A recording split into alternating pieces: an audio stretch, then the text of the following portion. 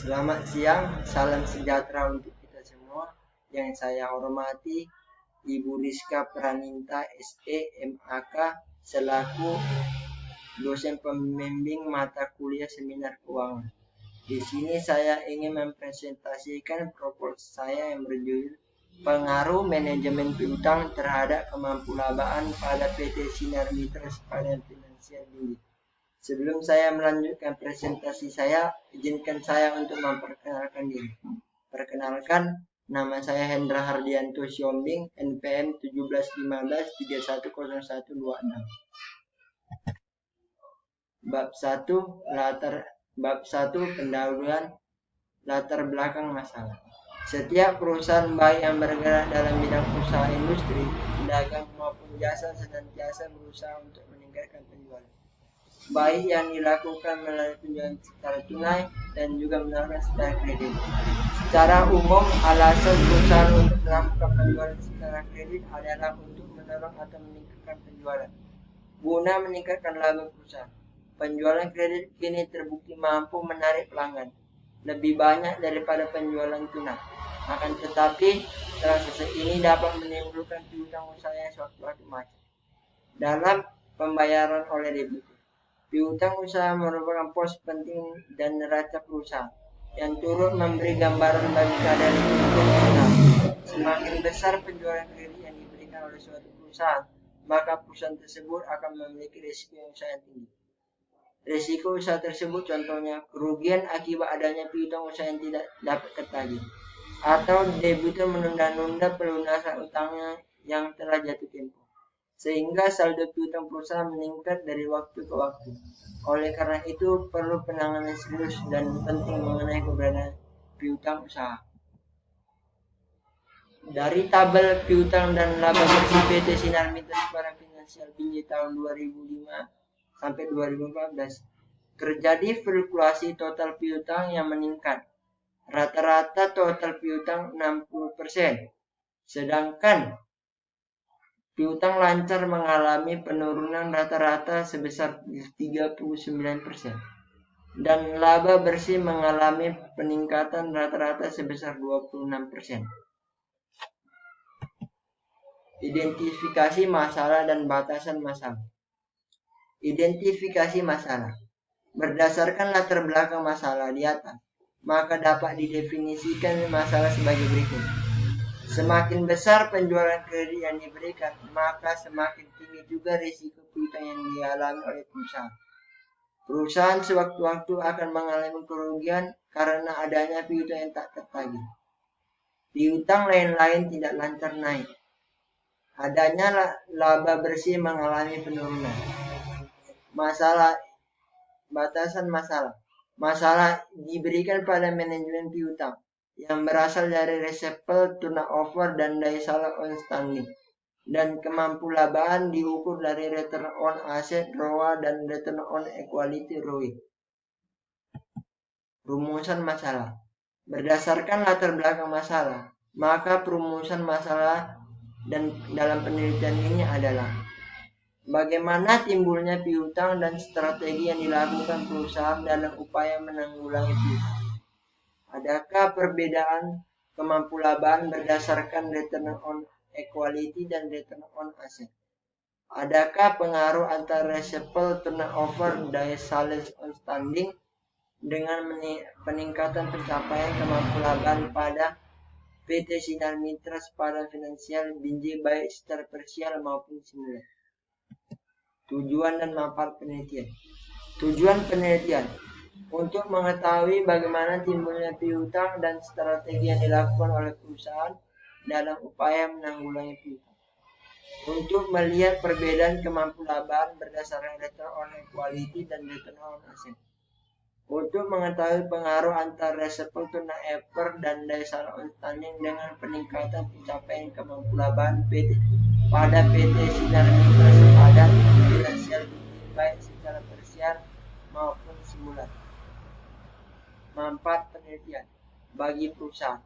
Memberikan tambahan informasi bagi manajemen piutang yang baik bagi perusahaan sehingga dapat bahan pertimbangan bagi pengambilan keputusan keuangan di masa depan.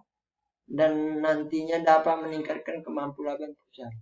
Bagi penulis, memberikan kontribusi yang besar bagi pemikir penulis untuk memperluas cakrawala berpikir ilmiah dalam bidang keuangan, khususnya bagi manajemen piutang. Bagi pihak lain, sebagai bahan referensi bagi penelitian lain, khususnya dalam bidang manajemen piutang. Keaslian penelitian. Penelitian ini merupakan pengembangan dari penelitian Fitri 2001 dari Universitas Sumatera Utara yang berjudul Manajemen Piutang dan Pengaruh Terhadap Tingkat Kemampuan Usaha pada Kantor Cabang Perusahaan Penggadaian Medan Utama. Sedangkan penelitian ini berjudul Pengaruh Manajemen Piutang Terhadap Kemampuan pada PT Sinar Migas Padang Finansial Binjai. Bab 2, tinjauan pustaka. Landasan teori. 1. Manajemen piutang. Manajemen piutang berkaitan dengan usaha untuk mengelola pendapatan yang akan diterima dari hasil penjualan yang dilakukan secara kredit. Menurut Syah Yunan 2004.261. 2. Kemampuan menurut Cornelia 2005 dan 2222 mengatakan bahwa yang disebut probabilitas kemampuan adalah kemampuan menghasilkan laba selama periode tertentu dengan menggunakan aktiva atau modal, baik modal secara keseluruhan maupun modal sendiri. Rasio probabilitas adalah rasio yang digunakan untuk mengetahui kemampuan perusahaan dalam menghasilkan laba. Kerangka konseptual. Dari gambar kerangka konseptual dapat kita jelaskan hubungan antara resiprocal turnover dan daya saing outstanding terhadap kemampuan yang diukur dengan return on asset ROA dan return on equity ROE. Hipotesis penelitian. Berdasarkan permasalahan yang telah disebutkan, maka hipotesis yang diambil penulis ialah ada perbedaan signifikan antara kemampuan dari return on asset dan return on equity.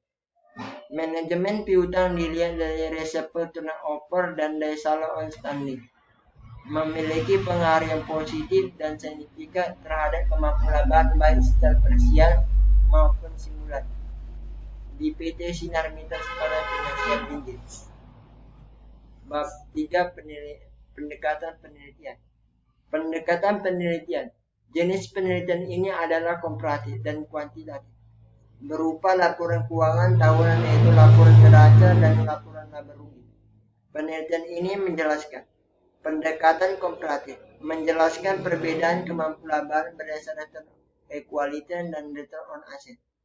B. Pendekatan kuantitatif, menjelaskan pengaruh antara resiprocal turnover dan daya saing outstanding meningkatkan dan mencapai kemampuan pada PT Sinar Migas Padang baik secara parsial maupun simulan. Tempat penelitian dan waktu penelitian.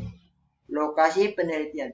Penulis melakukan riset pada PT Sinar Migas dan Finansial Binjai berlokasi di Jalan Soekarno-Hatta nomor 335 Binjai. Waktu penelitian. Lama waktu yang dibutuhkan dalam melakukan penelitian adalah selama 3 bulan. Dari Januari 2020 sampai Maret 2020. Jenis data. Data primer. Penelitian ini menggunakan data primer. Data primer tersebut diperoleh dari hasil wawancara dengan pihak-pihak yang terlibat di dalam perusahaan dan yang dapat memberi informasi tambahan terkait dengan penelitian, misalnya mengenai kelengkapan daripada data laporan keuangan yang dibutuhkan penulis. Data sekunder. Data yang dibutuhkan penulis yang berkaitan dengan penelitian ini yaitu secara berdirinya perusahaan, struktur organisasi perusahaan, laporan keuangan tahunan perusahaan. Teknik analisa data. 1.